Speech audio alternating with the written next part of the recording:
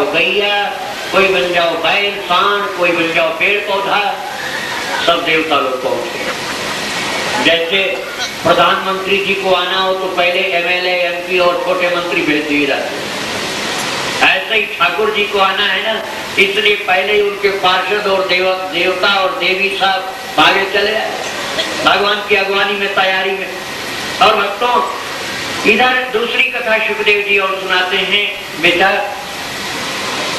उग्रसेन महाराज की धर्म पत्नी पद्मावती ने पिता के घर जा करके अति श्रृंगार किया और उसके साथ गोभिल दैत्य ने छल किया।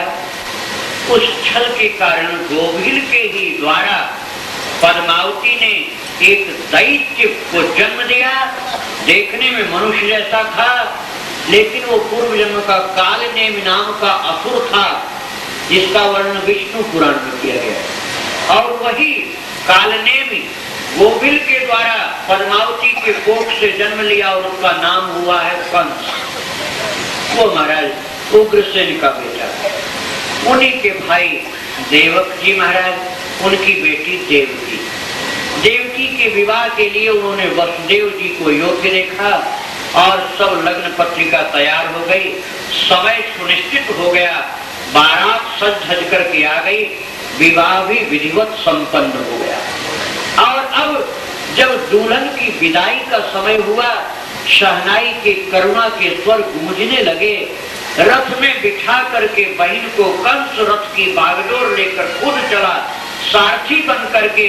उसी समय बड़ी जोर की गंभीर आकाशवाणी हुई, ए मूर्ख कंस, जिस अपनी बहन को इतने प्रेम से तू पहुंचाने जा रहा है, इसी के अष्टम गर्भ से उत्पन्न बालक के द्वारा तू मार दिया जाएगा। बस ये सुनते ही कंस के हाथ पांव ढीले पड़ गए और उसने तलवार म्यान से खींच करके देवकी के केश को पकड़ा और गर्दन पर ज्यों ही तलवार मारना चाहा, उसी समय वसुदेव ने उसका हाथ पकड़ लिया। कहा, ये क्या करने जा रहे हो? तुम्हारी बहन है, अभी हाथ इसके पीले हुए। ऐसे मांगलिक वेला में ये कुकृत्य, ये नारी हत्या का जघन्य पाप, ये क्यों करने जा रहे हो? कंस ने कहा, आपने सुना नहीं अपने कान से? आकाशवाणी ने कहा है इसके अष्टम गर्भ से मेरा वध हो जाएगा। हाँ, सुना तो है, लेकिन महाराज आप तो वीर अपने को बताते हो और आप उस बच्चे से डर गए जो अभी पैदा भी नहीं हुआ।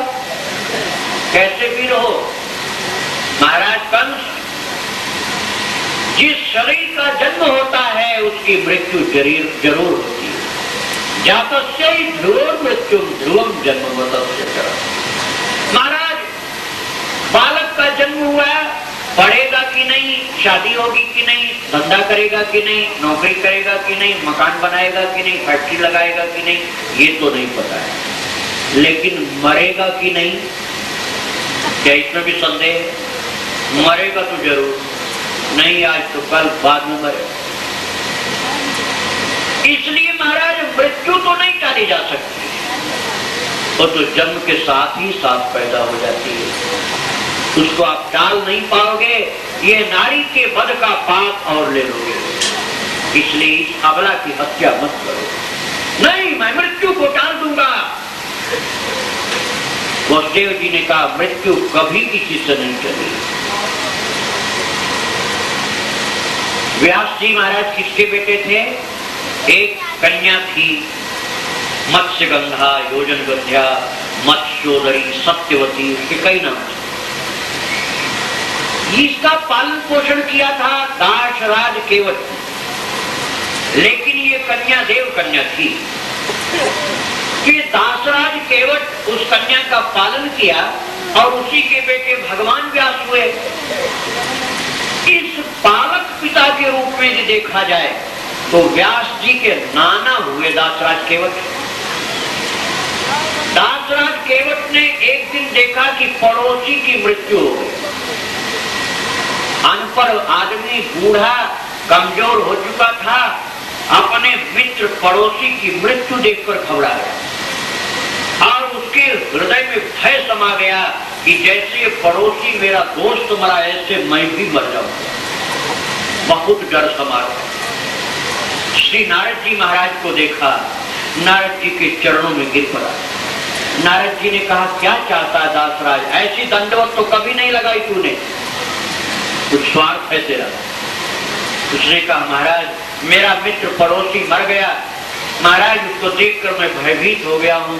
महाराज आप देवर्षि नारद हैं, आपसे मैं वर चाहता हूँ कि महाराज दुनिया के लोग मरे तो भले मर जाएं, लेकिन मैं मरूं नहीं करूंगा। नारद जी ने सोचा ऐसे मूर्ख को समझाना मुश्किल है, इससे पिंड कैसे छुड़ाऊं, कैसे इससे मुक्ति लूं झंझट से। नारद जी ने कहा, दासराज केवट, तुमने जिस मत्स्योदरी योजन गंधा सत्यवती का पालन किया था, उसने जिस बालक को जन्म दिया उसका नाम जानते हो? महाराज मैं ठीक से जानता नहीं, सुनता हूँ कोई महात्मा था वो। अरे वो व्यास भगवान है। उन व्यास भगवान के तुम नाना हो, वो तुम्हारे ठेवते हुए, शायद यहाँ नाती बोलते हैं, नाती कहीं यहाँ पोता बोलते हैं जिसको, पौत्र को, उसको कहीं नाती बोलते हैं। और दौहित्र शुद्ध शब्द है, दुहिता के बेटे को दौहित्र कहते हैं, उसी को कहीं नाती बोलते हैं, कहीं देवता बोलते हैं। तो तुम्हारी बेटी का बेटा व्यास जी भगवान के अवतार, तुम उनके नाना हो। महाराज मैं तो ऐसे रमते राम साधारण सा साधु हूँ, मेरे वरदान और श्राप में कुछ नहीं रखा है। नारद जी ने कहा, दासराज यदि तुम व्यासदेव को पकड़ लो तो भगवत अवतार हुए, जो चाहे तो कर दे। बस अपने सिर की आफत हटाई नारद जी, और वो दासराज बूढ़ा केवट पहुंच गया व्यास जी के पास और जाकर कहा, बेटा बेटा बेटा व्यास, मुझे पहचानता नहीं। व्यास जी ने नेत्र खोल के सोचा कि दुनिया मुझे पूज्य मान करके प्रणाम करती है, मुझे बेटा बेटा कहने वाला कौन आया। देखा बूढ़ा केवट, हाँ पहचान लिया महाराज आपको, क्या कहना? बेटा तुम भगवान के अवतार हो, सुना है, ऐसा आशीर्वाद मुझको दे दो कि दुनिया में जितने जीव जंतु अपने समय पर मर जाएं तो कोई मुझे चिंता नहीं, लेकिन मैं नहीं मरूं। व्यास जी ने सोचा ये मूर्ख आदमी, इसको क्या समझाऊं, इसको टार दूं किसी तरह। उन्होंने कहा, दासराज नाना जी, मैं मृत्यु को नहीं टाल सकता, तो कौन कर सकता है? ये डिपार्टमेंट दूसरा है, उस विभाग के कार्यालय में जाओ तो काम होगा। किसके पास जाऊं तू ही बता। धर्मदेव के पास जाओ, यमराज के पास। अरे बेटा मेरी उनसे कोई परिचय नहीं, कोई जान पहचान नहीं, तो साथ में चले तो तेरी अप्रोच से काम हो सकता है। बोले अच्छा चलो नाना। व्यासदेव जी चले लेकर के धर्मदेव के पास। धर्मराज ने देखा साक्षात भगवान व्यासदेव जी आए, उठ करके हाथ जोड़ के प्रणाम किया। कैसे पधारे व्यासदेव जी? हे प्रभु, हे भगवान, आपका शुभ पदार्पण किस उद्देश्य से हुआ? बोले ये जो बूढ़े से साथ में हैं, ये मेरे नाना जी, ये मरने से बहुत डरते हैं। बस धर्मदेव, हे धर्मराज, यमराज जी महाराज, इनका इतना कहना है कि सब लोग मरे तो भले मर जाएं, लेकिन ये न मरे, इनको ऐसा वरदान दे। अब धर्मराज जी समझ गए कि पहेली कुछ अटपटी है। बोले व्यास जी महाराज, मैं किसी को मारने वाला भला कौन होता हूं? अरे चित्रगुप्त के परामर्शानुसार मैं निर्णय लेता हूं, वो भी चित्रगुप्त भी बेचारा क्या करे, मृत्युदेव जिसको लाते हैं उसके लिए मुझे निर्णय कुछ लेना पड़ता है। मृत्युदेव से मिलो तो काम बन सकता है, इनको कह दीजिए मृत्युदेव के पास चले जाए। दासराज ने कहा कि क्या करें? व्यास जी ने कहा मृत्युदेव के पास जाओ, वही कुछ परिवर्तन कर सकते हैं। धीरे से कान में फुसफुसाया, बेटा व्यास, इनको छोड़ नहीं, साथ में ले चलो, क्योंकि मृत्युदेव के बड़े अधिकारी यही, इनकी बात वो मान सकते हैं। अब धर्मराज साथ में आगे आगे व्यासदेव, उनके पीछे धर्मराज और उनके पीछे बूढ़ा केवट दासराज पहुंचे मृत्युदेव के पास। मृत्युदेव महाराज देखे कि साक्षात हमारे अधिकारी धर्मदेव और व्यासदेव भगवान आ रहे हैं, साथ में कोई बूढ़ा केवट। मृत्युदेव ने पूछा, प्रभु कैसे दर्शन दिए? व्यासदेव ने कहा, ये आपके ये जो अधिकारी जी आए हैं धर्मदेव, ये बताया। धर्मदेव ने कहा, मृत्युदेव काम कुछ अटपटा टेढ़ा काम। भगवान व्यास का कहना है, ये बूढ़ा केवट कहता है कि औरों से कोई इसको मतलब नहीं, लेकिन इसकी मौत नहीं होनी चाहिए। मृत्युदेव समझ गए कि ये कोई मूर्ख राज है। मृत्युदेव ने कहा, महाराज मैं अपने मन से किसी को नहीं पकड़ता हूं। तो फिर कैसे पकड़ते हो? बूढ़े ने पूछा। उन्होंने कहा, वह माता जिसके लिए जो भाग्य लिख देती वैसे मुझे करना पड़ता है।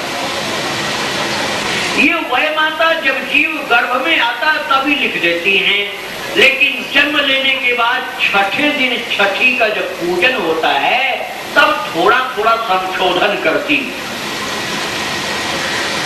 बाद में कुछ नहीं। हाँ, आपका दबाव पड़े, आपकी बात मान लें, वह माता सुधार कर सकती है, पूरा अधिकार उनके हाथ में।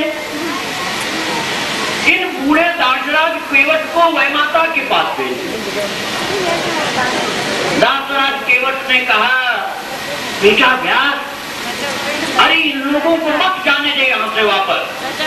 ये मृत्युदेव को साथ में ले और धर्मराज को भी साथ, और चल वह माता के दफ्तर में चले। वह माता का बहुत बड़ा हेड ऑफिस, सारी दुनिया के जीव जंतुओं का लेखा जोखा, और वो बैठी हुई है अपनी कुर्सी पर, और खिड़की में से झांक के देखा व्यासदेव चले आ रहे हैं, धर्मराज पीछे, उनके पीछे मृत्युदेव, और उनके पीछे कोई केवट बूढ़ा आया। देख करके वह माता तुरंत खड़ी हुई, हाथ जोड़ करके प्रणाम किया, सबको पधारिए पधारिए, सबको बैठाया कुर्सी। कैसे पधारे पूछा। पूछने पर वह माता ने कहा, महाराज जिस समय ये जीव अपनी माँ की कोख में आया, हाँ सावधानी से सुनो, नहीं तो हमने कहा ना अभी, सावधानी हटी और कथा कटी, इसलिए सावधानी से सुनना। वह माता कह रही है, जिस समय ये जीव बूढ़ा केवट दासराज अपनी माँ के पेट में आया, उसी समय मैं समझ गई कि एक दिन ये प्राणी भगवान का नाना बनेगा, इसलिए इसकी मृत्यु जल्दी नहीं होनी चाहिए। महाराज मैंने ऐसी ऐसी ऐसी कठिन शर्त रख दी है इसकी लाइफ बुक में कि इसकी मौत जल्दी हो ही नहीं सकती। व्यासदेव ने कहा, तब तो बहुत बढ़िया बात, लेकिन वह माता थोड़ा इनको सुना दो, कठिन कठिन शर्त क्या है, तो धैर्य हो जाए। बोले हाँ ये तो हो जाए। अपने क्लर्क से कहा, इनकी लाइफ बुक निकालो। निकाल दी, और अब वह माता उसको पढ़ के सुनाने लगी। उन्होंने पढ़कर सुनाना शुरू किया। ये बूढ़ा दासराज केवट एक दिन पड़ोसी मित्र के मृत्यु को देखकर दुखी हो जाएगा, फिर नारद की प्रेरणा से व्यासदेव के पास पहुंचेगा। व्यासदेव के पास पहुंचकर धर्मराज के आश्रय में जाएगा, फिर उनको साथ में लेकर मृत्युदेव के पास जाएगा। सुन रहे हो ना ख्याल से? फिर उसके बाद मृत्युदेव के पास जाकर के फिर धर्मराज, व्यासदेव और मृत्युदेव सबको साथ में लेकर के ये वह माता के दफ्तर में पहुंचेगा, और वह माता के दफ्तर में पहुंच करके अपने मृत्यु के विषय में जिज्ञासा करके अपनी लाइफ बुक को पढ़वा के सुनेगा, और जिस समय ये सुन रहा होगा उसी समय इसकी मौत हो जाएगी। लड़खड़ा के गिरा कुर्सी से धड़ाम के नीचे, जय जय सीता। बताओ मृत्यु से बचने के लिए कितना तरीका खोजा उसने, लेकिन बच नहीं पाया। वसुदेव जी समझा रहे हैं, कंस जिसका जन्म हुआ है उसकी मृत्यु जरूर होती है, मृत्यु को तो टाल नहीं पाएगा, इस अबला की हत्या के पाप से जरूर बच सकता है। मैं सत्य की सौगंध लेकर कहता हूं, 8वां ही नहीं, जो भी बच्चा जन्म लेगा सबको तेरे पास पहुंचा दूंगा। जन्म लेते कंस ने कहा, तो जाओ अपने घर जाओ, तुम्हारी सत्यता पर मुझे विश्वास है, तुम बात से मुकर नहीं सकते हो, ये मैं जानता हूं, और भाग के भी कहां जाओगे, इसलिए जन्म लेते ही बच्चे को मेरे पास पहुंचा। भक्तों, थोड़े समय के पश्चात जब एक बच्चे ने जन्म लिया है, उस बच्चे को जब माँ की गोदी से लेने लगे वसुदेव जी, बहुत चिल्लाने लगी, रोने लगी, चीखने लगी, रुदन करने लगी, क्रंदन करने लगी। आप मेरे बच्चे को कहाँ ले जा रहे हो? देवकी चिल्ला रही है, मेरा भाई कोई कसाई तो है नहीं, उसके पास ले जाने की क्या आवश्यकता। लेकिन उन्होंने कहा, मैं धर्म के पाश में बंधा हुआ हूँ, मैंने धर्म और सत्य की सौगंध खाई है, मुझे ले जाना पड़ेगा। देवी ले जाने दो। ले गए और कंस को जब दिखलाया, कंस ने पूछा, कौन सा बच्चा है? महाराज पहला बच्चा है। कपड़ा हटाओ, कपड़ा हटाए, देखा बिल्कुल अभी अभी पैदा हुआ, छोटा सा देख करके कंस ने सोचा पहला है तो इससे कोई खतरा नहीं, ले जाओ। 8वां बच्चा जब पैदा हो तुरंत लेकर के आ जाओ। और लेकर के वसुदेव जी महाराज उस बच्चे को आए और जब देवकी की गोद में दिए, देवकी के जैसे मुर्दा शरीर में प्राण आ गया।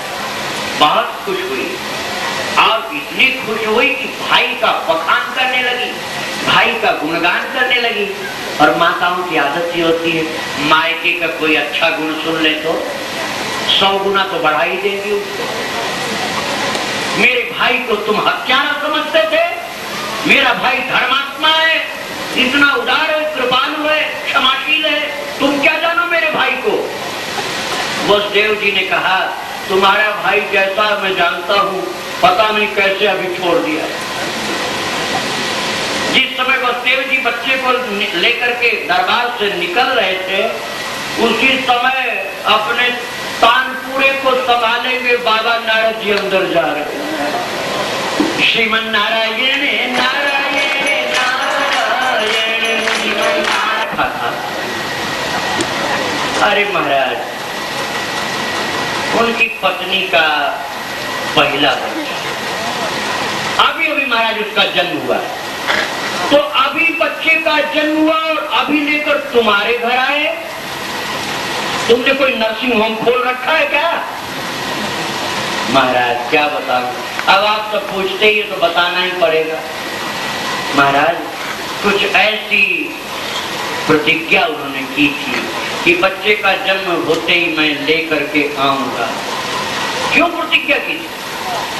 महाराज ऐसी आकाशवाणी हुई थी कि अष्टम गर्भ से उत्पन्न बालक जो होगा मुझे मारेगा, मैं देवकी को मारना चाहता हूँ। फिर उन्होंने प्रतिज्ञा की कि बच्चे का जन्म होते वो लाया करेंगे।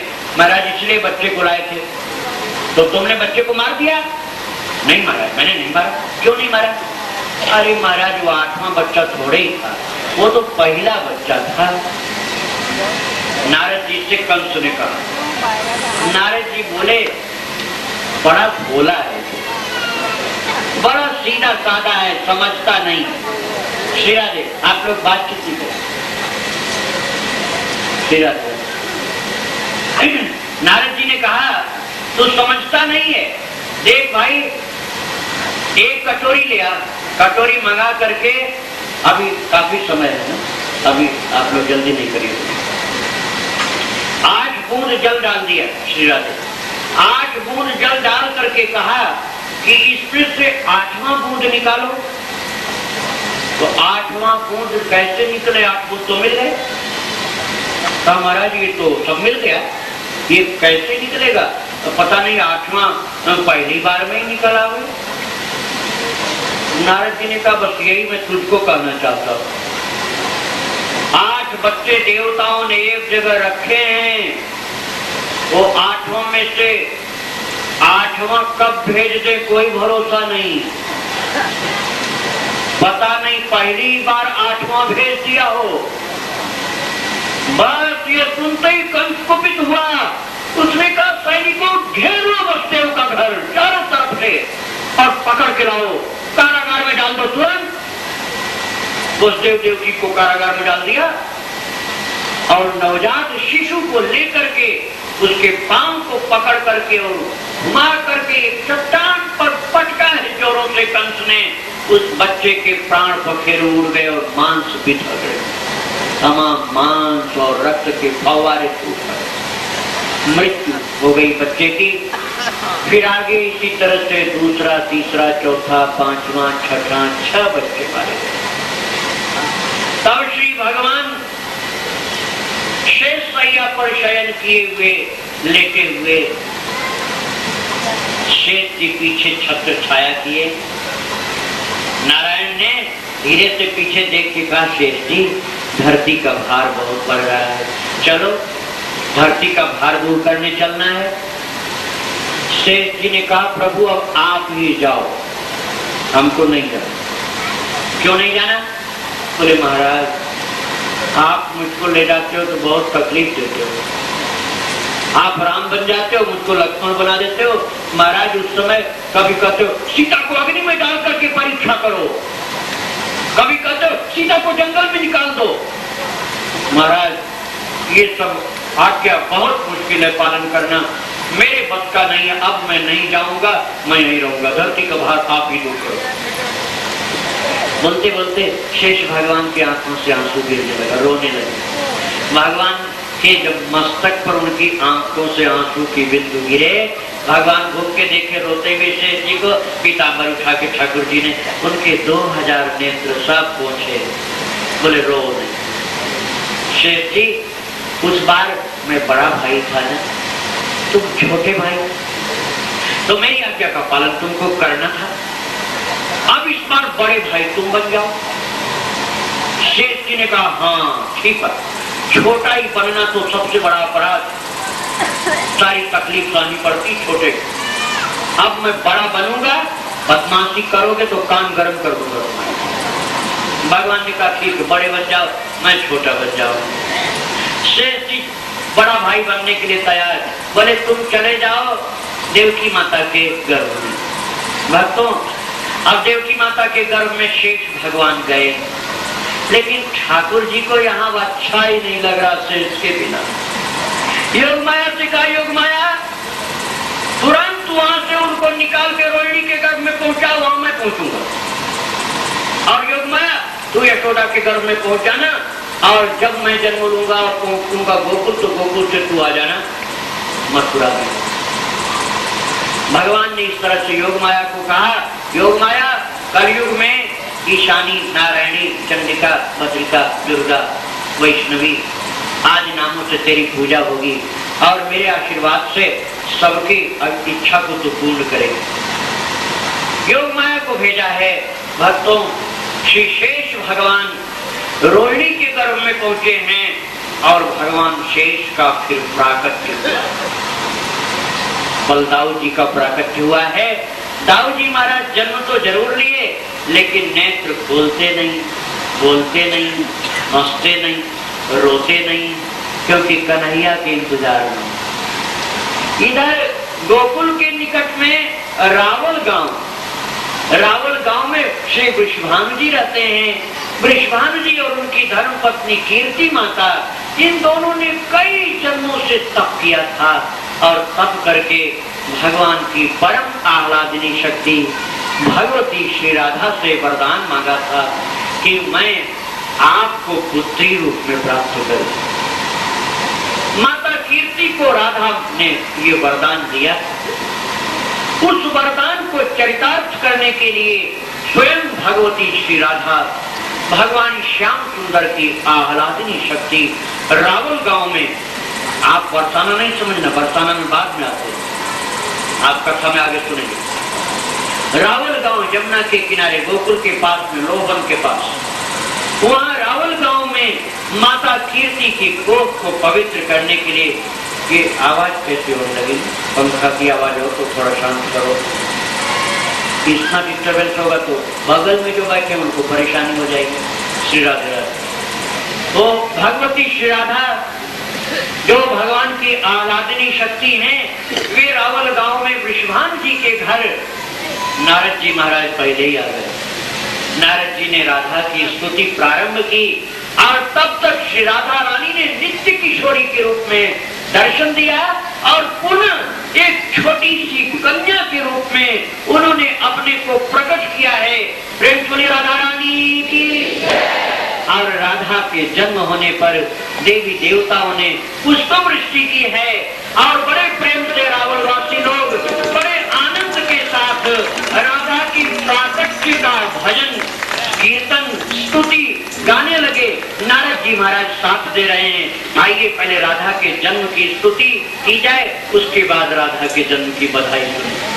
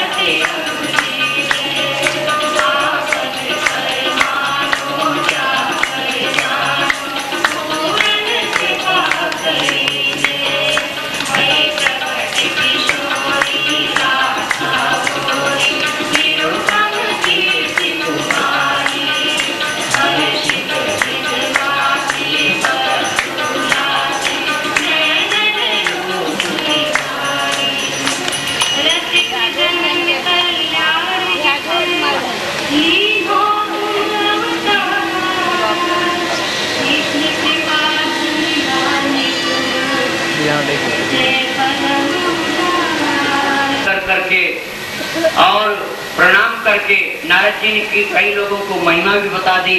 इसलिए बहुत ही उत्साह के साथ रावलवासी लोग राधा के जन्म पर बधाई गाने लग गए।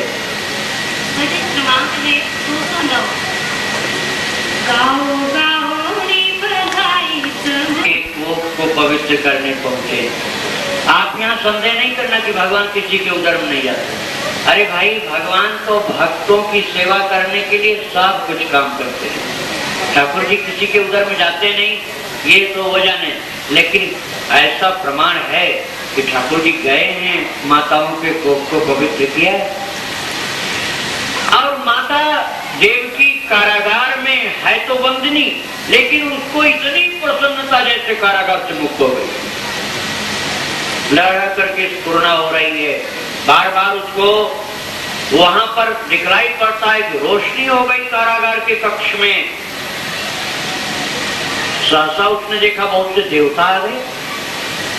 देवता लोग गर्भस्तुति करने लगे। फिर उसने हाथ जोड़ करके कहा, देवकी माता ने, हे देवताओं, आपसे मेरी प्रार्थना है कि मेरा जो बच्चा जन्म ले, 7वां बच्चा तो पता नहीं कहाँ चला गया महाराज, अब 8वां बच्चा जब जन्म ले तो आप लोग रक्षा कर दें। देवताओं ने कहा, माता तुम बड़ी भोली हो, हम तुम्हारे बच्चे की क्या रक्षा करेंगे, वही हमारी रक्षा करने के लिए आ रहा है। वो तुम्हारा बेटा जो आने वाला है वो हमारी रक्षा करने के लिए आ रहा है। माता भक्तों, श्री भगवान जब राम रूप में अवतरित हुए थे तो मध्य दिवस अति शीत न घामा, दिन के दोपहरी में, तो उस समय सूर्य देव ने दर्शन किया और दिन कितना बड़ा हो गया। मास दिवस कर दिवस भर मर्म न जाने को, रथ समेत रवि था क्यों निशा कवन विधि। 1 महीने तक का दिन हो गया, किसी को रहस्य का पता ही नहीं चला। 1 महीने के बाद चंद्रदेव आए तो बहुत रोए चंद्रदेव राम जी के सामने, प्रभु मुझसे क्या अपराध बना था कि 1 महीने तक दर्शन ही नहीं दिए। बोले रो मत, अगली बार तुम्हारे वंश में अवतार लूंगा, और उस समय अवतार लूंगा जब तुम रात्रि में उदित होते रहोगे, दिन में नहीं। अर्धरात्रि में जब तुम अष्टमी को उदित होते रहोगे, भादव की कृष्ण पक्ष की अष्टमी को, उसी समय मैं अवतरित होऊंगा, तुम दर्शन कर लो।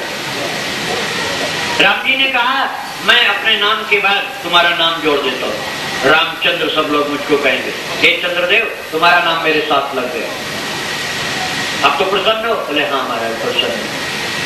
अब भगवान चंद्रवंश में दिए गए वरदान के अनुसार प्रभु प्राकट्य अपना करना चाहते हैं। भाद्रपद की कृष्ण पक्ष की अष्टमी तिथि आई है, अर्धरात्रि में महाराज रोहिणी नक्षत्र प्राची दिशा में क्षितिज से धीरे से क्षितिज का आंचल हटा करके चंद्रदेव झांकने लगे हैं। अपनी स्नेह भरी हुई लाल लाल किरणें डालना शुरू किए हैं। योग माया ने सबको सुना दिया है। गोकुल की कथा बाद में आएगी, अभी जन्मोत्सव नहीं मनाना है। अभी तो कन्हैया के जन्म की बात शुरू कर रहा हूँ। जब नंद भवन में गोकुल में कृष्ण को देखा जाएगा तब उत्सव मनाया जाएगा। अभी तो सब लोग सो रहे हैं। योग निद्रा योग माया के द्वारा बनाई गई, सब सो गए, कोई जग ही नहीं रहा, तो कोई दर्शन भी नहीं कर रहा। माता देवकी ने देखा सहसा कारागार के कक्ष में तीव्र रोशनी हुई नीले रंग की, बड़ी सुंदर रोशनी, किंतु आंखों को जलाने वाली नहीं, शीतल शीतल रोशनी हुई। और उसके भीतर दिखलाई पड़ा क्या, उस तीव्र रोशनी के भीतर बिल्कुल बीच में शंख चक्र गदा पद्म चारों धारण किए हुए तमद्भुतम बालकमं भुजेक्षणं चतुर्भुजं शंख गदा युधायुधं श्री वत्सलक्ष्मं, सुंदर पीतांबर धारण किए हुए चतुर्भुज नारायण। अब हम आप लोगों को भले रोक दे, लेकिन देवताओं को तो नहीं रोक पाए। देवता लोग तो जन्मोत्सव जरूर मना देंगे।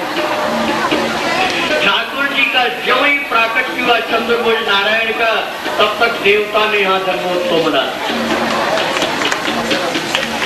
भगवान का चतुर्भुज नारायण का प्राकट्य हुआ, वसुदेव देवकी दोनों ने हाथ जोड़ा। भगवान ने कहा तुम पूर्व कल्प में मेरी तपस्या करके मुझे पुत्र रूप में प्राप्त करने के लिए वर प्राप्त कर चुके हो, इसलिए मैं तुम्हारा बेटा बनने के लिए आया हूँ। देवकी मैया ने कहा महाराज इतना लंबा चौड़ा बेटा पैदा होगा तो मेरी हंसी होगी, तो मैं अभी छोटा सा बन जाता हूँ, मुझे एक बात बतानी है। वसुदेव जी को कहा आप यदि डरते हो कंस से? हाँ महाराज मुझे तो भय। माता जी आपको भी भय? हाँ प्रभु बहुत भय है। भगवान ने कहा भैया तू कर, तो अभी इसी गदा से उसकी खोपड़ी तोड़ दो। देवकी ने कहा लाला अभी तेरा जन्म होने वाला, और तू जन्म लेते ही मामा को मार डालेगा तो बदनामी हो जाएगी, इसलिए लाला अभी ऐसा कुछ नहीं लड़ाई झगड़ा कर। भगवान ने कहा तो आप लोग डरो नहीं, मैं भी छोटा सा शिशु बन जाऊंगा और तुम रात ही रात मुझको गोकुल पहुंचा देना और वहाँ छोटी सी कन्या का जन्म हुआ उसको ले आना। और इतना बोलते ही चतुर्भुज नारायण नन्हे से शिशु बन गए और अब भगवान कृष्ण का जन्म हुआ है। प्रेम से बोलिए भगवान कृष्ण जन्म की। भगवान श्री कृष्ण का जन्म तो हो गया, लेकिन जन्म इतना गुप्त रीति से हुआ कि सब सो रहे हैं, किसी को पता नहीं है। केवल वसुदेव देवकी और देवता लोग दर्शन कर। तो वसुदेव देवकी तो उत्सव मना नहीं सकते हैं, कैदी हैं। हाँ, देवता लोग भी डरे डरे से उत्सव मनाएंगे। अपने देवलोक में उन्होंने दर्शन किया और तुरंत प्रस्थान किया देवलोक में। और इधर नन्हे से शिशु को और श्री वसुदेव जी उठाना चाहते हैं। जो मन में संकल्प किया कि बच्चे को उठाना है और कड़ी टूट के छनछना के गिर गई। बेड़ी भी पांव से निकल गई और उठा करके टोकरी में जब शिशु को लिया है सिर के ऊपर, तुरंत ही दरवाजे का बड़ा सा ताला खट से टूट के जमीन पर गिरा। फिर आगे के फाटक का ताला गिरा और फाटक खुलता जा रहा है। एक एक करके सातों फाटक खुल गए और तब श्री वसुदेव जी महाराज अपने सिर के ऊपर श्री भगवान को टोकरी में लिए हुए और निकल करके धीरे से चले हैं द्वार के बाहर। देखा सबके सब द्वारपाल सोए पड़े हैं, किसी को कुछ पता ही नहीं है। और श्री वसुदेव जी महाराज ठाकुर जी को लिए हुए अपने सिर के ऊपर आनंद से चले जा रहे। वृंदावन बिहारी लाल की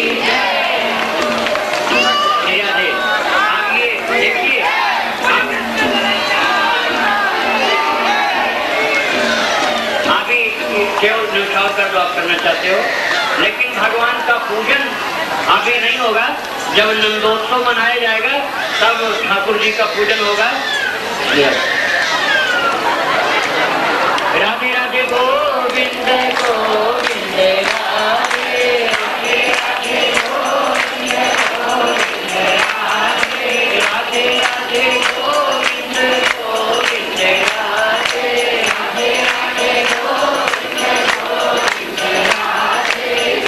राधे इंद्रदेव को पता चला, उन्होंने कहा थोड़ी सी जल की फुहार मैं भी डालूं भगवान के स्वागत में, क्योंकि देवता लोग तो नहीं सोए, वो जग रहे। और उन्होंने बादलों को कहा जरा सी हल्की हल्की सी फुहार डालना, ज्यादा नहीं। लेकिन जब हल्की हल्की बारिश होने लग गई तो उधर दाऊ जी का जन्म तो हो गया है ना। दाऊ जी ने कहा हे इंद्र, पानी क्यों गिराता है? भैया मेरा भीग जाएगा, छोटा सा है, नन्हा सा, खांसी जुकाम उसको हो जाएगा। महाराज अब प्रभु का प्राकट्य हुआ तो कुछ स्वागत तो करना ही है। अरे नहीं, वो भीग जाएगा तो तकलीफ हो जाएगी उसको। अब महाराज मैं तो थोड़ा सा फुहार डाल रहा हूँ, आप छाया करना तो छाया कर दो। दाऊ जी बड़े ताव में आए, छाया क्यों नहीं करूंगा। एक रूप में तो वही पालने में लेते रहे और दूसरे रूप में तुरंत आकर के शास्त्र फलधारी शेष भगवान बन करके पीछे से छाया करते हुए चले। आगे आगे वसुदेव जी चल रहे हैं, पीछे पीछे शेष भगवान छाया किए हुए चल रहे हैं, आनंद के साथ चल रहे हैं। और जो बारिश की बूंद गिर रही इधर उधर फैल रही, उनके ऊपर नहीं आ रही। सब जीव जंतु सो रहे हैं और ठाकुर जी को लिए हुए श्री वसुदेव जी महाराज चलते चलते पहुंच गए हैं जा करके जमुना किनारे। और देखा है जमुना में भीषण बाढ़, जमुना में बड़ी जोरों की बाढ़ आई है। और वो बाढ़ उस समय और बढ़ने लगी जब जमुना जी ने देखा कि भगवान को लेकर के श्री वसुदेव जी आ रहे हैं। जमुना जी ने सोचा बाद में मैं इनकी पटरानी बनूंगी, 16,108 विवाह होंगे तो पटरानी मैं बनूंगी और मेरी जो सौतियां हैं उनको कुछ आता पता ही नहीं, उनको नहीं पता है कि हमारे प्रभु आ गए, तो पहले मैं ही दर्शन क्यों न कर लूं। और अब तो आई गए पास में तो चरण छू लूं। जब चरण छूने के लिए और कोई रानी तो अभी है नहीं, श्री जमुना जी ने चरण छूने के लिए अपनी तरंगे उताल उठाना शुरू किया।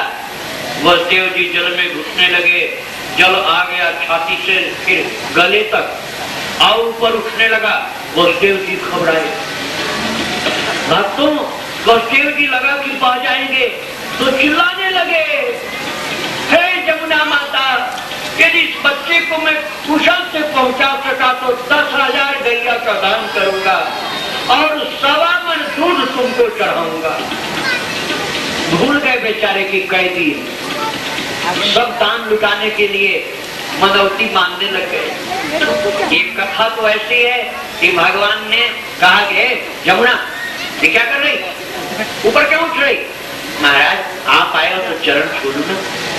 महाराज प्रेम ऐसा उमड़ रहा है कि रहा नहीं जा रहा, मन हो रहा है कि आलिंगन ही कर लूंगा, लेकिन आलिंगन नहीं महाराज तो चरण तो छू लूं, इतना प्रेम उमड़ रहा है।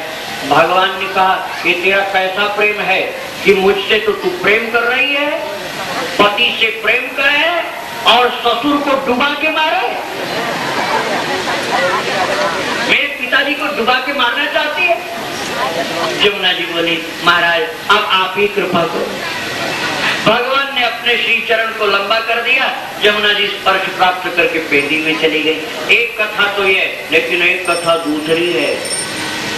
जमुना जी से नहीं रहा गया, उन्होंने कहा मैं एक नहीं सुनूंगी, अब आप आए हो तो मैं आलिंगन जरूर करूंगी। और जमुना जी ऐसी जोरों की लहर लाई और ले गई टोकरी को बहाकर, टोकरी को ले गई बहा के। अब बसदेव जी चिल्लाने लगे कोई लो पकड़ो संभालो। कोई लो वहां एक गांव भी।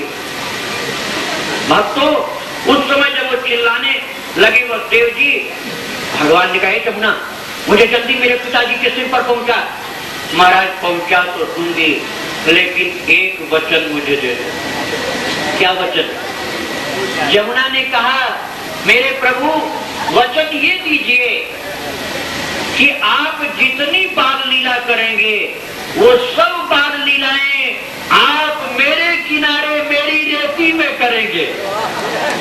जमुना माता ने वर मांगा और श्री भगवान ने एव वस्तु कहा। उसी समय जमुना ने अपनी लहर के द्वारा ठाकुर जी की टोकरी को पहुंचा दिया बसदेव जी के सिर के ऊपर, और वो लेकर के बाहर निकले। आए हैं गोकुल। गोकुल में आए तो वहां देखा कि नंद जी के भवन का दरवाजा खुला हुआ, अंदर घुसे, छोटी सी कन्या का जन्म हुआ। कन्या को उठाया, अपने बच्चे को लिटाया।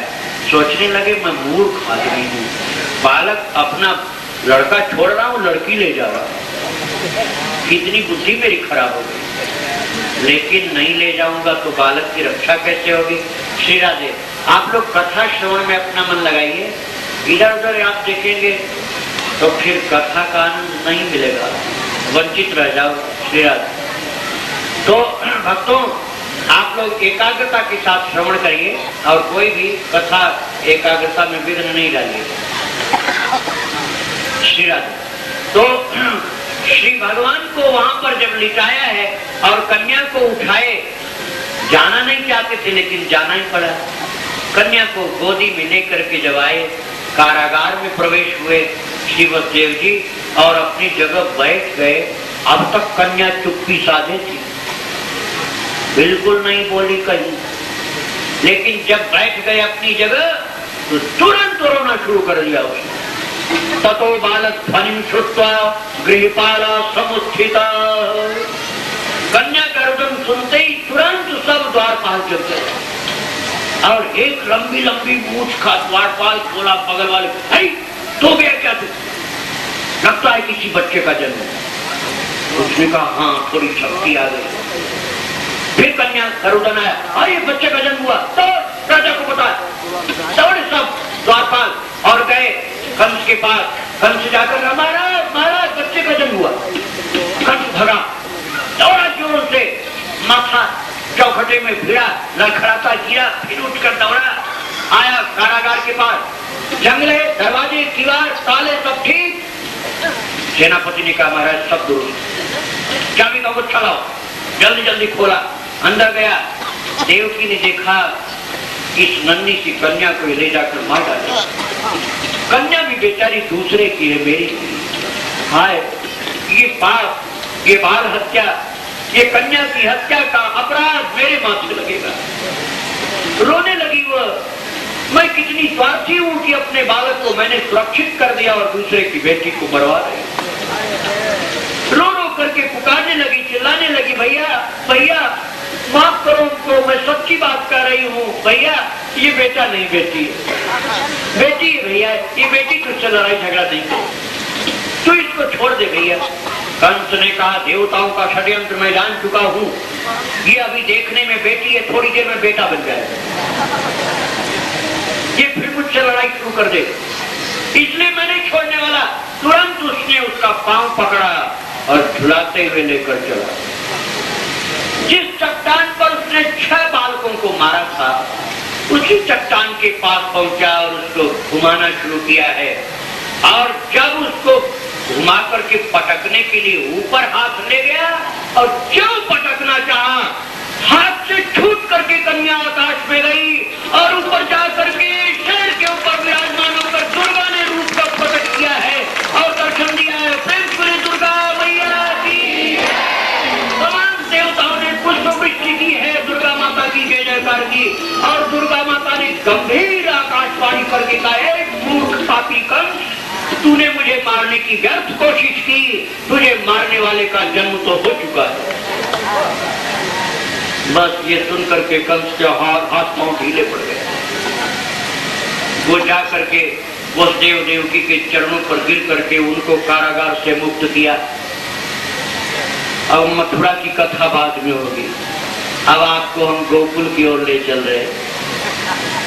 राधे राधे गोविंद गोविंद राधे राधे राधे। कुछ और पीछे से सुनने पर ठीक ठीक कथा को समझ पाओगे।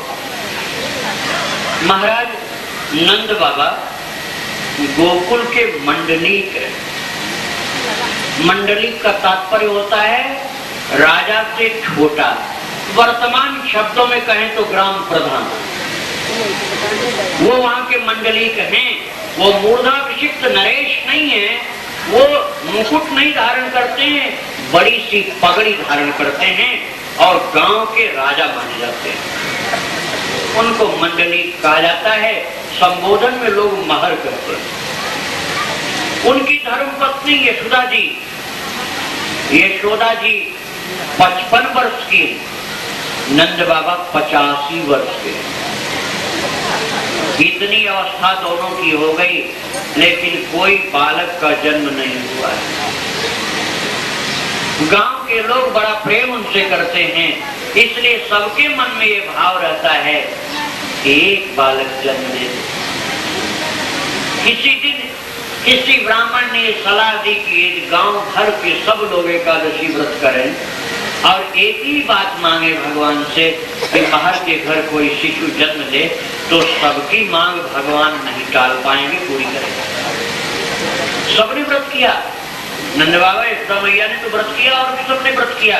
अरे छोटे छोटे बच्चे 2-2 साल के बोले बाबा हम भी व्रत करेंगे। लोगों ने कहा छोटे छोटे बच्चे, तुम 2 साल के बच्चे क्या व्रत करोगे? नंद बाबा जाके कहा कि इनको समझाओ, बच्चे भी हट कर बैठे हैं, ये भी एकादशी व्रत करना चाहते हैं। नंद बाबा ने कहा उनको मेरे पास बुलाओ।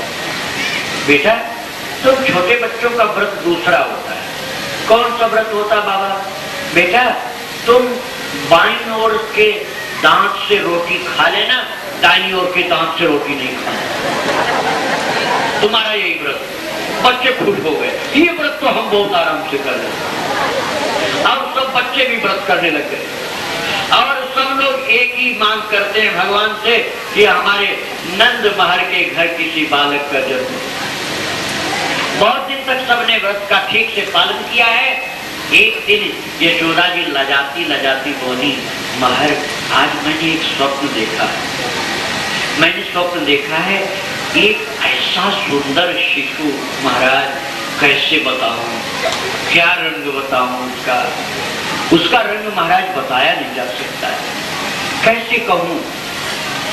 नीलांबुज श्यामल कोमलांगम कहूं कि केती कंठाभ नीलम कहूं कि दुर्वादल श्यामलम कहूं कि मैं कह दूं सजल जलधर जैसा रंग है कि समुद्र का रंग बताऊं कि नीलम मणि जैसा कहूं कि नील नीरधर नीलमणि कहूं, क्या बताऊं?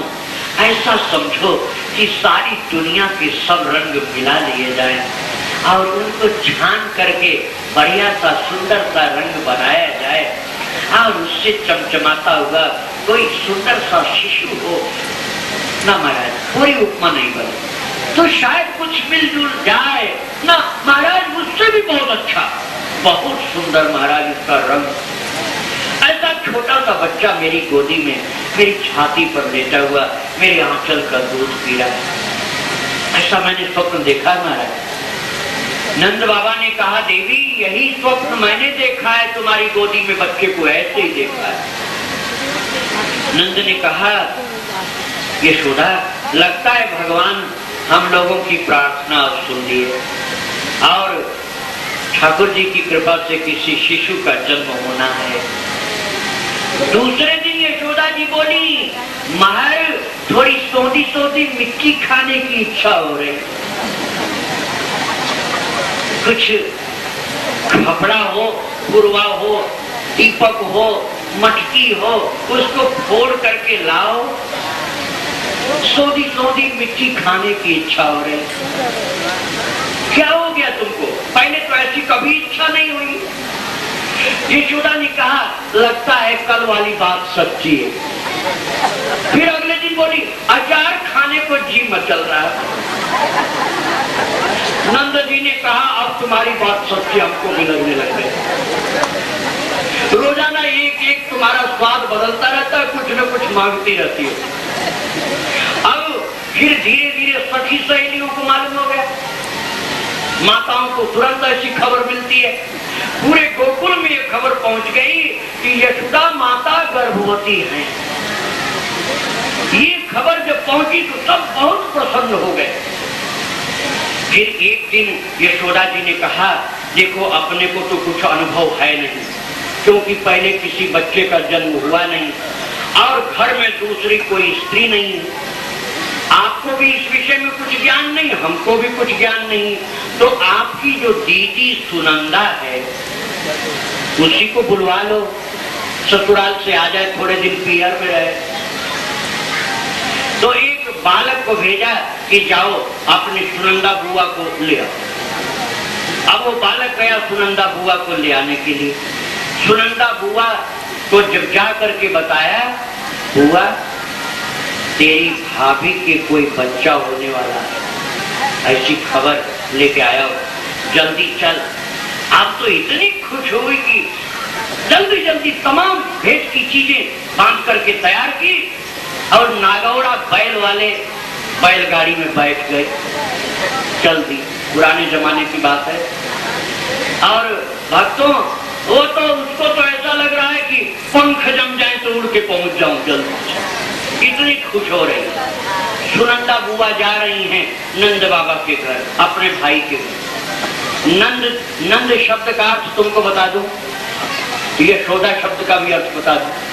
यशोदा शब्द का अर्थ होता है यश ददाती या साएव यशोदा, जो सबको यश प्रदान करती हैं वो यशोदा है।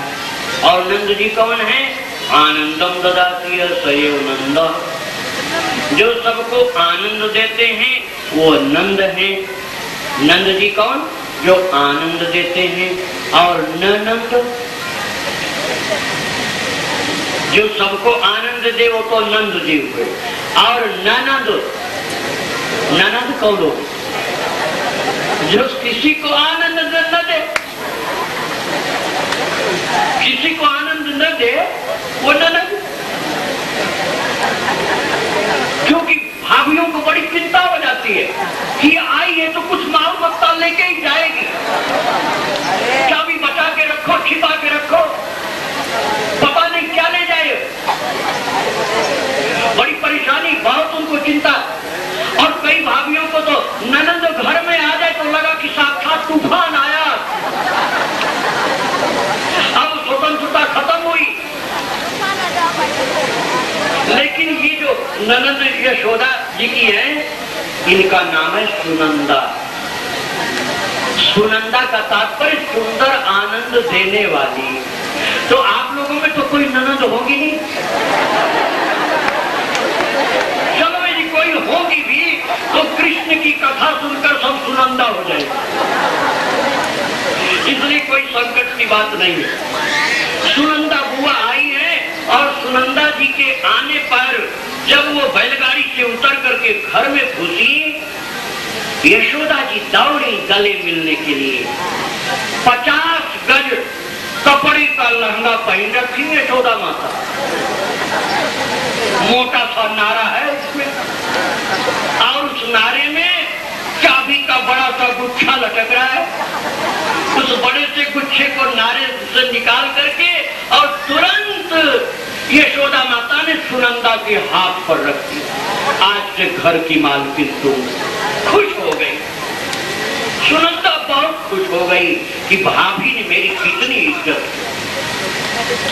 उसने कहा, दीदी अब सब तुम्ही को करना धरना देखना है, मैं क्या जानूं, आपके तो कई बाल बच्चे हैं, आपको तो सब ज्ञान है, अनुभव है, अब आप आ गई हो, आप ही समझो बूझो कि क्या कैसे करना चाहिए। सुनंदा ने कहा, भाभी तो चिंता मत कर, मैं आ गई हूँ तो अभी धाय को बुला के लाती हूँ। पड़ोस के गांव में दौड़ी चली गई। 101 वर्ष की धाय है वहाँ, बुढ़िया धाय, मुख में दांत एक नहीं बचा है। 101 वर्ष की बुढ़िया धाय, उससे जाकर के कहा सुनंदा ने, ए बुढ़िया माई धाय। वो समझ गई कि कोई मेरा ग्राहक आया, क्योंकि धाय के पास कौन जाए जिसको जरूरत हो। उसने कहा, सुनंदा कैसे आई, अब तू समझ जा, भाभी के कोई बच्चा होने वाला, चल घर चल और चल के जरा भाभी की जांच पड़ताल कर ले, चेकअप करके बता बच्चा कब जन्म लेगा। उसने तुरंत कहा, ठीक है चलती हूँ। अब बुढ़िया धाय चली सुनंदा के साथ। अब बुढ़िया के शरीर में जान आ गई, क्योंकि मौका बढ़िया हाथ लग रहा। वैसे तो नहीं चल पाती थी तेजी से, लेकिन अब बड़ी तेजी से चली।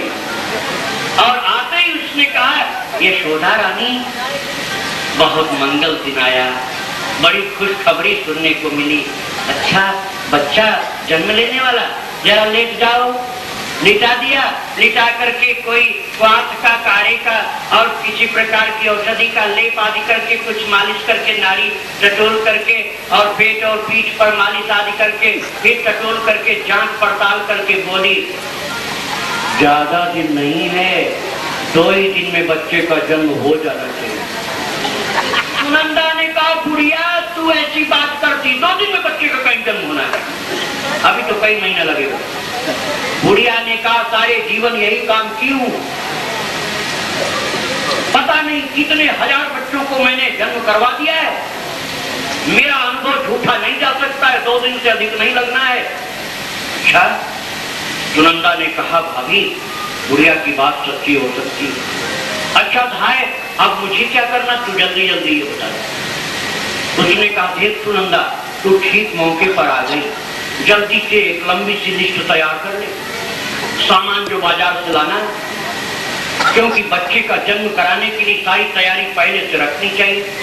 देख, पुराने गुड़ का मेथी भुना हुआ, मेथी भून करके पुराने गुड़ का लड्डू बना ले, और आज से ही 2-2 लड्डू तीनों टाइम खिलाना शुरू कर दे भाभी को, बच्चे का जन्म आराम से हो जाएगा। ये भी ख्याल रखना, चिरायते का काढ़ा और स्वाद मिला करके गर्मा गर्म पिलाते रहना। सांप की केतुल कहीं से भी खोज के ले आ, उसकी भी जरूरत पड़ती है, उसके धुएं की आवश्यकता है। और देख, अपामार्ग चिड़चिड़ा जो घास होती है कांटेदार, उसकी जड़ खोद करके ले आना, उसकी जड़ मौके पर काम आएगी। जिस समय बच्चे का जन्म होगा उस समय 1 सेकंड में बच्चे को जन्म करा दो। और देख, फिर उसके बाद अमलतास का काढ़ा लाना, अलग प्रकार के, और कई प्रकार का तेल बता दिया। फिर सोने की मूठ वाली चाकू ले आना, और स्वस्तिक चिन्ह उस पर होना चाहिए।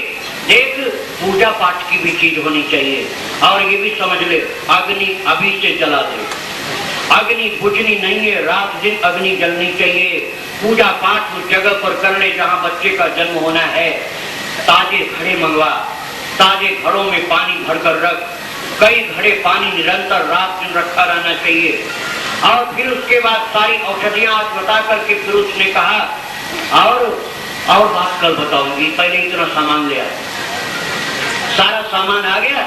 दूसरे दिन बुढ़िया धाय बिना बुलाए आ गई और आकर के फिर उसने जांच पड़ताल किया और जांच करने के बाद कहा उसने, सुनंदा मेरी बात झूठी नहीं हो सकती है, आज की रात नहीं पार होनी है, आज रात में बच्चे का जन्म होना। उसने कहा अब इसी समय बालकों को बोल, वे जाकर के पूरे ब्रजमंडल में जितने गाने बजाने वाले संगीत कलाकार हैं सबको बुलाए। वे लोग सब सामने के गेस्ट हाउस में ठहर जाए। वे लोग घर के अंदर तो आएंगे नहीं, क्योंकि स्त्रियों के बीच में उनको आना रात्रि में बच्चे के जन्म के समय ठीक नहीं। और पंडित जी को बुला लिया, जितने बड़े बड़े पंडित जी हों वो जहां मिले वृंदावन में पुष्कर में कहीं भी सबको ले आ और सबको बुला करके उनको ठहरा दे और कह दे सब पोथी पत्रा अपना ले करके आएंगे। रात में कोई सोएंगे नहीं, सब जगते रहेंगे और जो ही बताया जाएगा उसी समय कुंडली उनको देखकर बनानी पड़ेगी। इसके साथ साथ ये भी ख्याल रख कि केवल वो पुरुष संगीतकारों से काम नहीं बनेगा, कुछ महिलाओं को बुला, कुछ लड़कियों को बुला जो संगीत कला में निपुण हो और वो कीर्तन भजन गाने के कला में भी परिपूर्ण दक्ष हो। उनको अंदर बुला लेना, उनको बाहर गेस्ट हाउस नहीं ठहराना, उनको अंदर बुला लेना और उनको कहना पहले से ही कुछ कीर्तन भजन गाएं और जब समय आएगा तब वो सुंदर भजन जन्म के समय का गाएंगे। सब तैयारी हो गई, सारी तैयारी हो गई। पंडित लोग अपने पोथी पत्र लेकर आ गए, संगीत कला वाले लोग अपने अपने वाद्य यंत्र लेकर के आ गए। बुढ़िया के बताए गए के अनुसार सब तैयारी हो गई। फिर बुढ़िया धाय ने कहा, पान का डिब्बा कहाँ मेरा? पान का डिब्बा रख दिया, इसमें से पान निकाल। पान मुख में डाल करके चबाते चबाते बोली, देख मैं नाल तब काटूंगी जब तेरी भाभी के गले का 9 लाख का हार मुझको मिलेगा। सुनंदा ने कहा, बुढ़िया तेरे मुख में दांत तो एक नहीं, 9 लाख हार पहनकर बंदरिया जैसी लगेगी। 9 लाख हार क्या करेगी पहन करके? कोई गौने जाना है, ससुराल जाना तुझको? उसने कहा बुढ़िया ने कि हाँ हाँ तू बड़ी जवान बनती युवती बनती है, मैं तुझसे ज्यादा युवती थी, एक दिन तू मुझसे ज्यादा बुढ़िया हो जाएगी। मैं चाहे बुढ़िया हूँ चाहे युवती हूँ, याद रखना भाभी को अभी बोल दे, यशोदा को अभी कह दे, बच्चे का जन्म कराने के बाद 9 लाख हार जब तक नहीं मिलेगा नाल नहीं काटूंगी। पहले से उसने सावधान कर दिया। और इसके बाद सारी चीजें व्यवस्थित कर ली गई हैं, अग्नि आदि जला ली गई है, पूजा पाठ सब हो गया है, वाद्य यंत्र बजाने गाने वाले लोग तैयार, पंडित लोग अपने पोथी पत्रा लेकर के सब उधर बैठे हुए हैं। और इधर गीत भजन कीर्तन जब प्रारंभ हुआ है, थोड़ी देर के बाद सुनंदा ने कहा, बुढ़िया धाय रास्ते की थकान के कारण मुझे नींद सी आ रही, थोड़ा आराम कर लो। देख तू नहीं आराम कर लो। उसने कहा नहीं तू भी बैठ, कोई जरूरत नहीं सोने की। बैठा दिया। और गाने बजाने वाली जो थी वहां पर लड़कियां, बहुएं, माताएं, वो सब गाते गाते जम्हाई लेती जा रहे, क्योंकि योग माया अपना कार्य कर रही है। योग माया आ गई है, अपना कार्य शुरू कर दी है। अब वो तान पूरा लिए बगल में लुढ़कती जा रही और हारमोनियम पकड़े पकड़े लुढ़क रही। कोई मजीरा छाती पर रख करके लुढ़क गई, कोई पखावा जो तबला लिए वही लुढ़की चली जा रही, जिनके पास जो वाद्य यंत्र वही लिए लुढ़क गई। कीर्तन भजन बंद हो।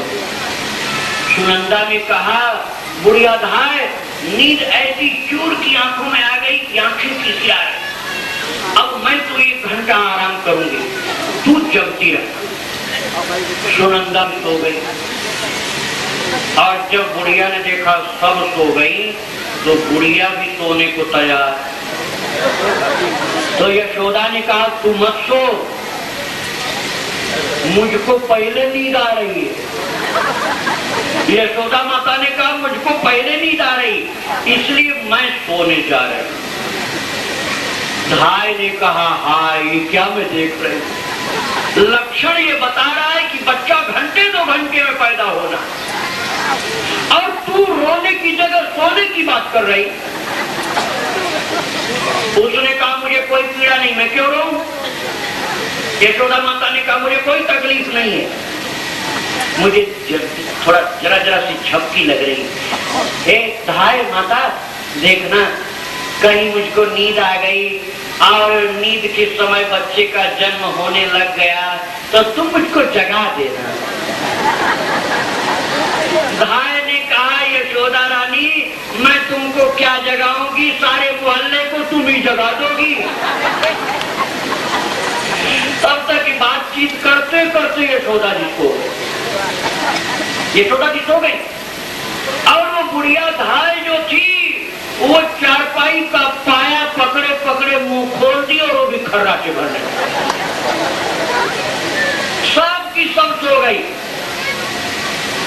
उसी समय महाराज वसुदेव जी आए हैं और बालक को वहां लिटाए हैं और कन्या जन्म ली है। कन्या सो रही थी, यशोदा माता तभी जन्म ली, और कन्या को लेकर के श्री वसुदेव जी गए। जब वसुदेव जी चले गए हैं उसके बाद दीपक का प्रकाश हल्का होता चला गया, जुगनू सा टिमटिमाने लगा, सब तो गंभीर निद्रा में सो रहे हैं। लेकिन उस रात्रि में अर्धरात्रि के पश्चात अब ब्रह्म मुहूर्त जब प्रारंभ होने को है, अभी पूर्ण अंधकार है, उसी समय सुनंदा बुआ जगी।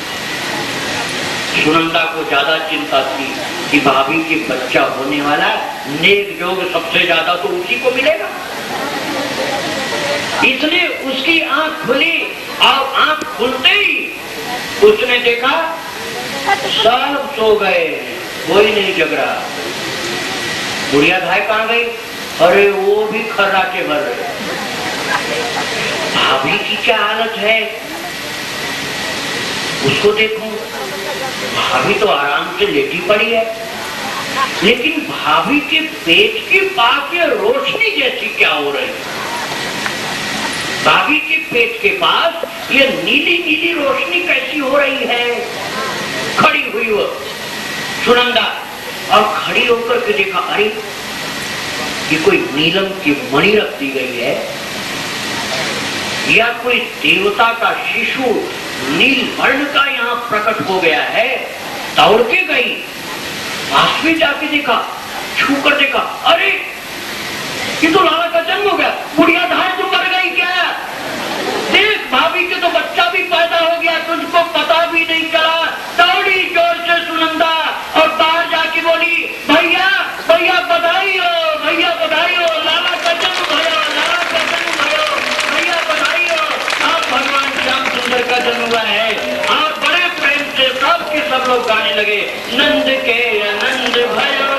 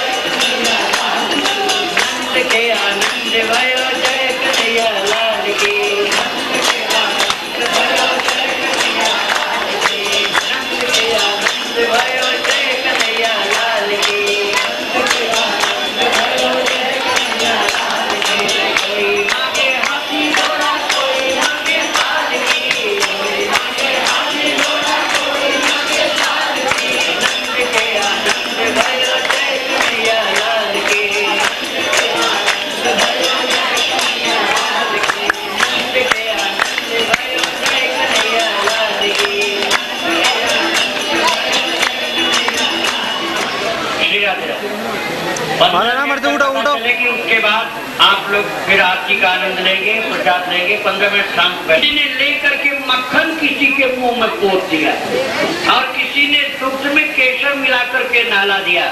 फिर बालकों ने कहा ऐसे नहीं बनेगा, देखो मक्खन का लोंदा ले लेकर के मारो मुंह पर। और मक्खन का लोंदा ले लेकर के जब मुंह पर मारने लगे तो नौजवान लोग जो थे उनके तो दांत पर अटक जा रहा और मुंह पर फूट जा रहा है, लेकिन बूढ़े लोग फायदा में पड़े भाई।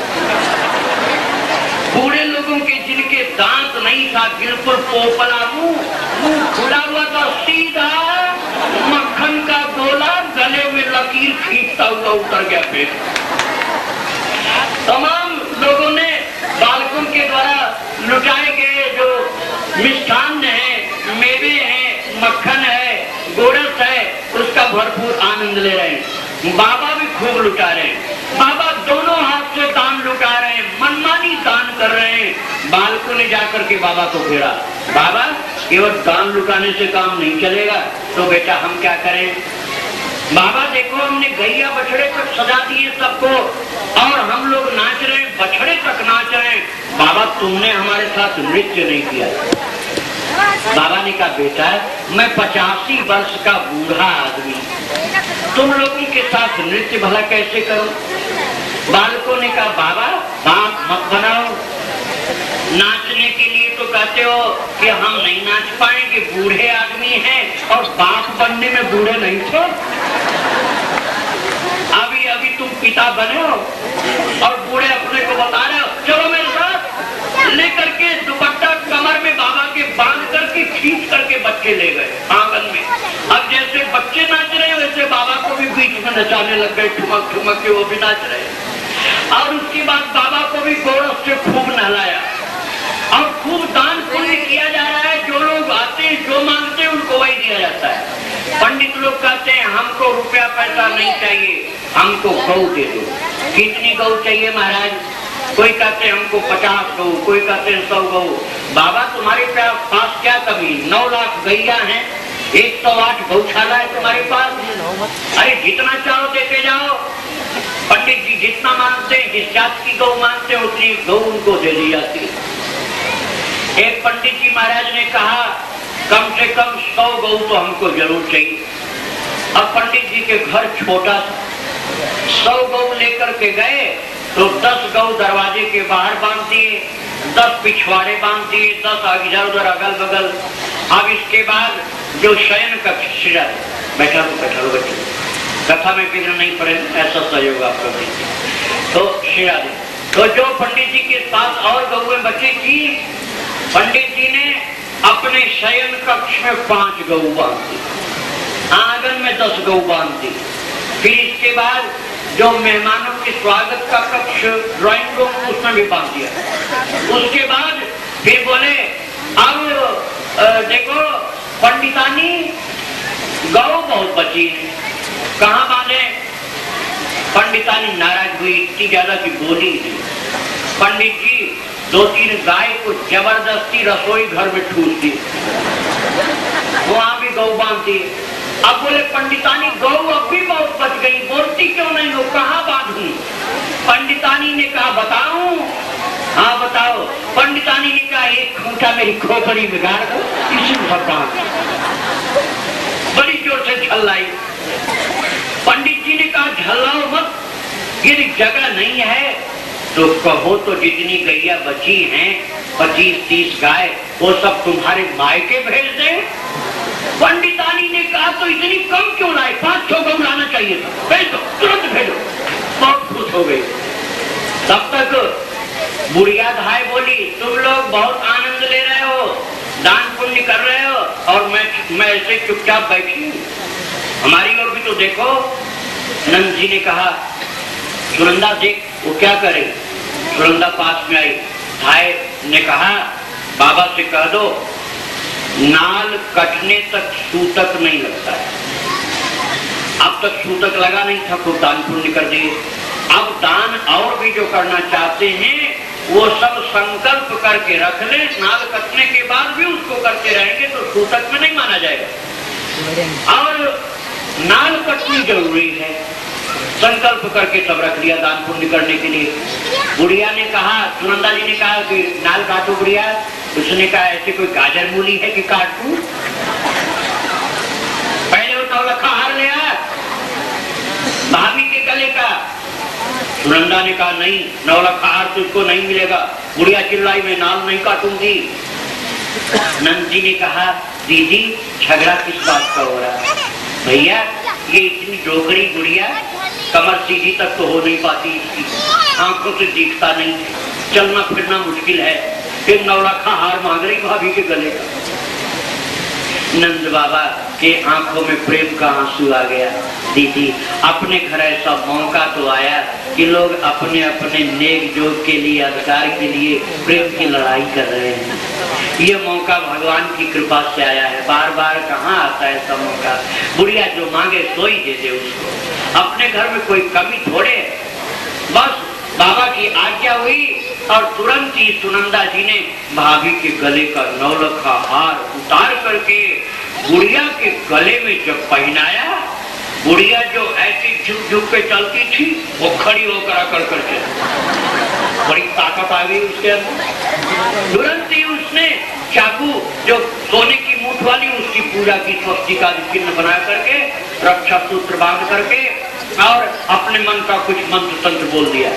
फिर इसके बाद नाल का दोहन करके रेशम के 3 गांठे 3 धागे लगाए और उसके बाद फिर उस पर भी कुछ लगा करके चंदन आदि पूजा कर लिया। फिर चाकू लेकर के और कुछ धीरे धीरे बुदबुदाती हुई, होठ चलाती हुई और नाल को काट करके हणिया में रखी। कांसे की थाली बजा करके चारों तरफ घुमाई, हणिया को लेकर के आंगन में ले गई। बोली देखो सब काम विधिवत हो गया है। और इसके बाद अब बुढ़िया सोचने लगी कि ये नाल की कटाई 9 लखा हार मैंने लिया है, लाला का दर्शन तक तो मैंने ठीक से किया नहीं, मन हार में ही अटका था, जरा लाला का भी दर्शन कर लूं। अब बुढ़िया ने बड़े प्यार से लाला का दर्शन किया। सब गोपियां देख देख कर दर्शन कर करके निहाल हो रही भक्तों, और हर गांव से गोपी चली आ रही सजी धजी, हाथ में थाल लिए, तमाम भेंट की चीजें लिए। बूढ़े बूढ़े लोग तमाम तरह की खिड़कीदार पगड़ी बांधे ऐंठी हुई और लठिया लिए चले आ रहे हैं आशीर्वाद देने के लिए। और गोपियां चली आ रही हैं। रावल गांव में खबर पहुंची, कीर्ति माता ने कहा मैं भी चलूंगी। कीर्ति माता जब चलने लगी, ब्रजभान जी ने कहा मैं भी चलूंगा साथ में। वो लोग चले आ रहे हैं, गोदी में श्री राधा जी को लिए हुए। इधर बुढ़िया माता देख रही बड़ी ख्याल से लाला को। जब भगवान बाल कृष्ण को बड़े प्यार से बुढ़िया ने देखा, मन में पता नहीं कौन सा आनंद पैदा हुआ, कौन सा विवेक जगा, कौन सी भक्ति उदित हुई कि बुढ़िया मन ही मन सोचने लगी इस लाला के सम्मुख 9 लखा हार कुछ नहीं, ये क्या करूंगी लेकर के। वो आगे झुकी और 9 लखा हार गले में से निकाल करके भगवान बाल कृष्ण के गले में पहना। बुढ़िया का हृदय आनंद से भर गया। इधर कीर्ति माता आई हैं, श्री वृषभानु जी आए हैं, बधाई दिए हैं। कीर्ति माता बोली मैं तो घर के अंदर जाऊंगी। घर के अंदर गई, कमरे के अंदर जहाँ यशोदा रानी लेती हैं। भगवान बाल कृष्ण मैया की गोदी में लेते हैं। राधा जी आई, आंख बंद है उनकी, आंख तो बंद है, वो देख तो पा नहीं रही, आंख बंद है। भगवान ने सोचा कि अरे किशोरी जी आई और आंख बंद कर रखी है, कैसे संकेत हो, कैसे वार्ता हो। तो ठाकुर जी ने अपने चरण की पैजनी का नूपुर धीरे धीरे बजाया, एक चरण को दूसरे चरण पर धीरे धीरे किया तो नूपुर की ध्वनि, नूपुर की ध्वनि तो लक्षण है, नूपुर ध्वनि सुनी वो है तो अद्भुत है। और जब नूपुर की ध्वनि सुनाई पड़ी तो किशोरी जी नंदी श्री राधा जो गोदी में है मैया के, वो ध्वनि कान में आते ही तो उन्होंने नेत्र खोल दिया और नेत्र खोलते ही श्री जी ने सर्वप्रथम भगवान का दर्शन किया। राधा जी कहती हैं इन आंखों से और क्या देखने लायक है। ये आंख तो भगवान का दर्शन करे तभी सफल। और तब श्री राधा गोदी में लगभग 1 वर्ष की हैं, वो अपने हाथ पांव चंचल कर रही हैं। मन सुखा मधुमंगल नाम भगवान का सखा, उसने कहा कीर्ति माता छोड़ी बड़ी चंचल हो रही, जरा उतारो तो देखो कहाँ जाना चाहती। और नीचे उतार दिया, घुटने केवल श्री जी राधा रानी भगी और जा करके बाल कृष्ण जिस पालने में लिटाए गए हैं उसी पालने को पकड़ के खड़ी हो गई और पालने को पकड़ करके और फिर नीचे बार बार अपनी गर्दन झुका रहे, बार बार गर्दन झुकाते झुकाते एक हाथ से पालने को कस के पकड़ा और दाहिना हाथ उठा के अंदर किया पालने के अंदर, और बार बार जब हाथ पालने के अंदर करने लगी तो बालकों ने कहा ए छोटी बड़ी चंचल हो रही, लाला की आंख में उंगली डाल देगी, हटा इसको, हटा यहाँ से। उठा करके कीर्ति माता ने गोदी में लिया।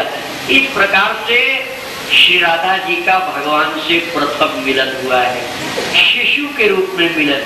लेकिन बाद में जो मिलन होगा श्री जी का भगवान के साथ गोचारण के समय का, वो तो आप कल श्रवण करेंगे। भगवान का जन्मोत्सव नंदोत्सव अपार है, बड़े प्रेम से सब लोग मना रहे हैं। इसकी कोई कालावधि नहीं है, सीमा रेखा नहीं है समय की। अब आप लोग यहाँ तो पूरी रात नहीं, लेकिन अपने अपने घर पूरी रात मनाओ, अपने अपने घर पूरी रात नंदोत्सव मनाओ। और आगे की कथा कल जब आप आएंगे यहाँ पर तब श्रवण कराई जाएगी। आज की कथा को यही, आज तो बहुत विलम्ब हो गया। एक